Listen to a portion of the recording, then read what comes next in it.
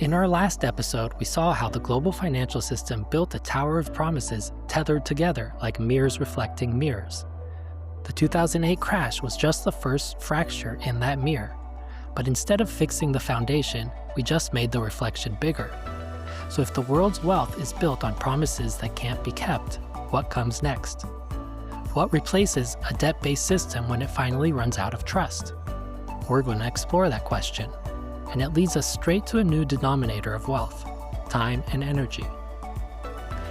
Let's start with a simple truth. Every act of production, from building a large bridge to baking a loaf of bread, requires energy over time. The financial system was supposed to represent that. Money was meant to be a claim on productive effort, on real work, powered by real energy. But over the decades, finance became detached from physics. We built a system where numbers in a database could multiply faster than the energy and materials in the real world. That's why it now takes $4 a debt to produce $1 of growth. We're reaching the boundary where promises can't expand faster than the energy itself. The denominator has to shift from debt claims to energy flows. Energy isn't just another commodity, it's the foundation of everything that moves, grows, or computes. Without energy, there's no GDP, no internet, no civilization. That's why energy per unit of time, not credit, is the real measure of solvency.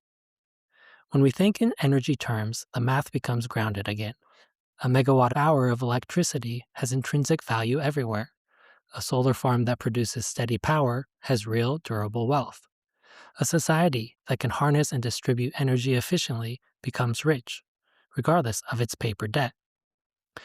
The next standard of wealth begins by pricing the world in kilowatt hours, not just dollars.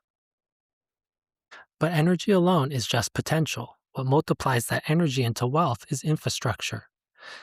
Think of infrastructure as the amplifier. Energy sources include solar, hydro, nuclear. Conversion technology includes turbines, panels, engines. Distribution networks include grids, pipelines, broadband. End-use systems include factories, data centers, and homes. When these connect, they form a closed, self-reinforcing system, a structure that amplifies productivity across all edges.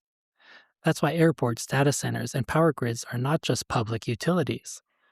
They're the physical geometry through which civilization compounds energy into prosperity. Now there's one missing piece: the accounting system. We need a way to measure and store time-energy value that isn't dependent on political promises or perpetual debt. That's where Bitcoin enters. Unlike fiat currencies, Bitcoin is backed by proof of work, the conversion of real energy over time. Each block on the Bitcoin time chain is a time-stamped proof that energy was spent and ordered into irreversible computation. It's a ledger, storing the record of work done, in a form that can't be faked or defaulted on. In a world where debt-based money keeps inflating away, Bitcoin represents the opposite, an incorruptible measure of time and energy. Now put it all together and you get a new kind of global balance sheet.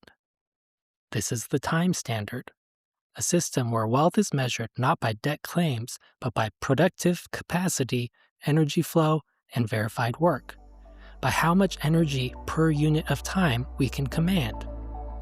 The debt era was built on promises about the future. The time-energy era will be built on proof of work capable in the present. It's a quiet but profound shift, from believing in paper to believing in physics. And as the old financial system strains under the weight of its own promises, this new foundation, grounded in energy, time, and truth, is where the next civilization, our civilization, will balance its books.